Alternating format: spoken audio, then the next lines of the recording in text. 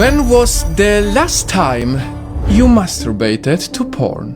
And if that question makes you uncomfortable, just spend 4 minutes with me. I promise you will learn something special. As an ex-porn addict, I had to ask this question. What does a lot of porn do to our brains? Meet Anna Fox, a porn star. Anna, what do you think about the porn industry? I definitely do not think that we are Sex 101, which we are a fantasy guide, and it kind of sucks that people are using porn to educate themselves on how to have sex, because we're cheating. we're definitely cheating. A fantasy guide?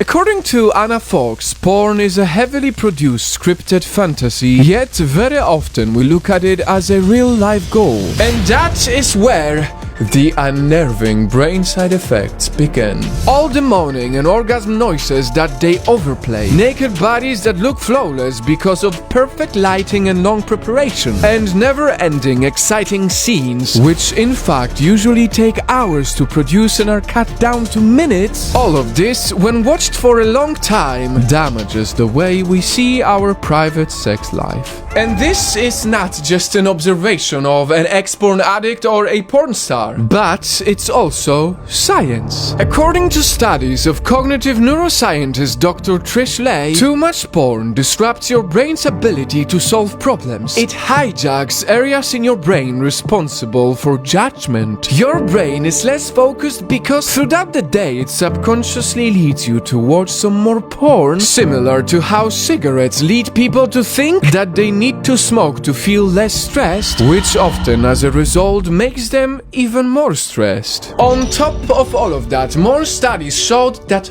obviously too much porn makes you less sensitive for strong sexual scenes. So when a daily porn viewer has sex with their partner, they may never get the same high that extreme porn feeds them.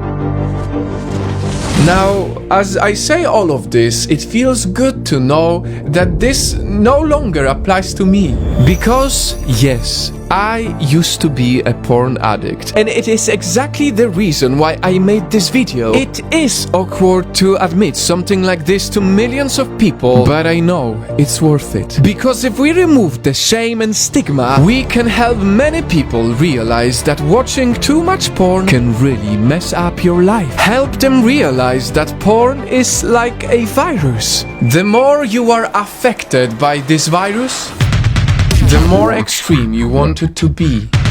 Oral, anal, roleplay, teenage gangbang, orgy, pain, gagging, incest, rape. These porn categories are not even close to the most extreme. Porn sites like Pornhub get over 100 million views a day. That is one site only.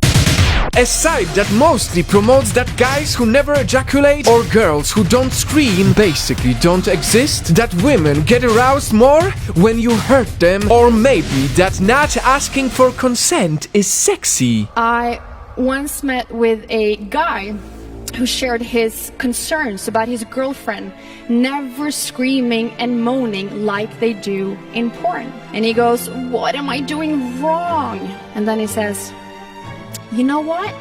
Maybe I should try to strangle her." This is something many people think because of porn. Night fun.